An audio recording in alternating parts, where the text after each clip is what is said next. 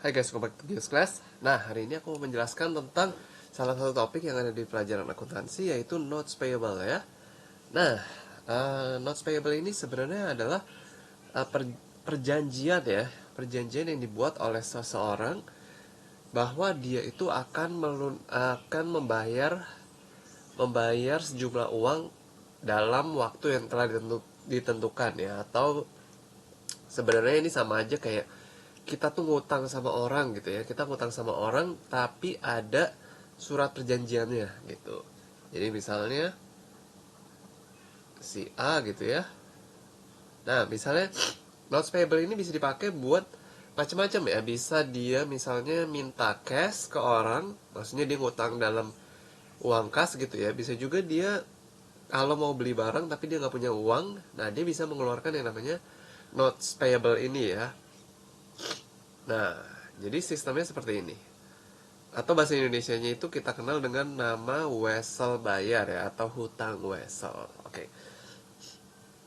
Jadi misalnya si A dia nggak punya uang ya misalnya, jadi dia bikin surat ya, bikin surat. Nah, katakanlah ini notes payable gitu ya. Nah, surat ini akan dia berikan ke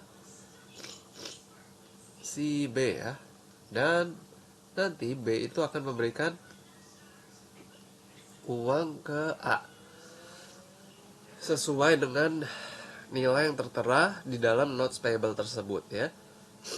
Nah, biasanya notes payable ini digunakan untuk menutupi kekurangan finansial yang ada di jangka waktu pendek ya. Misalnya, contohnya misalnya A nggak punya uang buat bayar gaji karyawannya gitu ya, atau beli beli stok untuk tokonya ya. Dia lagi dia lagi nggak punya liquidity atau nggak punya cash gitu. Nah, makanya dia pinjem dulu ya sementara. Nah, nanti dia akan ganti di waktu ketika dia udah punya uang ya. Dan biasanya jangka waktu notes payable ini sangatlah singkat ya, yaitu kurang dari setahun ya, tidak lebih dari setahun biasanya. Dan uh, di sini dia akan dikenakan bunga ya, dia akan dikenakan bunga oleh si peminjamnya, yaitu si B gitu ya. Misalkan si A meminjam sebesar katakanlah $1.000 gitu ya, dalam waktu misalnya 6 bulan gitu. Nah, nanti setelah 6 bulan si A akan mengembalikan ke B sebesar 1.000 ya, plus bunganya. Misalnya bunganya 10% per tahun gitu ya. Nah, jadi 6 bulan akan kena bunga 5% gitu ya. Jadi dalam 6 bulan si A akan mengembalikan ke B 1.000 plus 50 ya. Atau 50 ini adalah bunganya, yaitu 5% dikali 1.000 ya, yaitu 50. Oke. Nah, begitulah cara kerja dari notes payable ya. Aduh, sorry aku lagi pilek.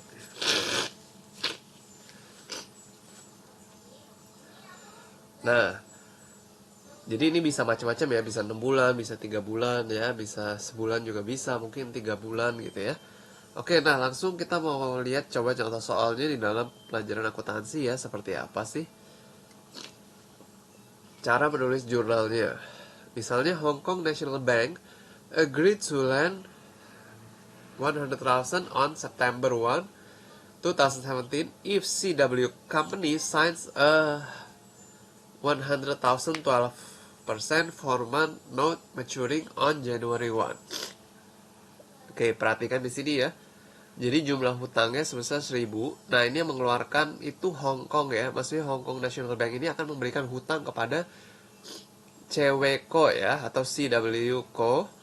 Nah, dengan bunga 12% ya, ini per tahun ya, atau per annum ya, sama aja per tahun. Format, tapi dia cuma mau pinjam 4 bulan doang, dari September ke Januari ya. Nah, kita akan membuat jurnalnya ya, untuk transaksi ini. Oke.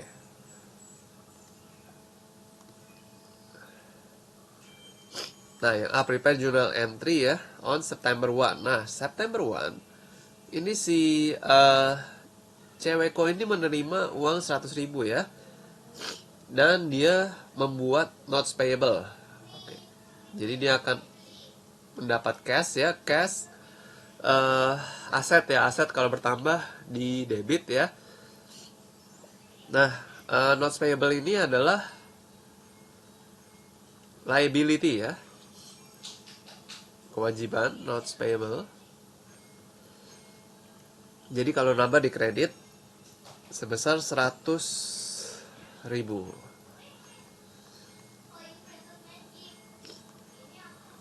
Nah, lalu prepare the adjusting journal entry on December 31, assuming monthly adjusting entries have not been made ya. Nah, pada tanggal 31 Desember ya, dia harus menulis bunganya ya. Oke. Nah, dia dikenakan beban bunga ya, interest expense.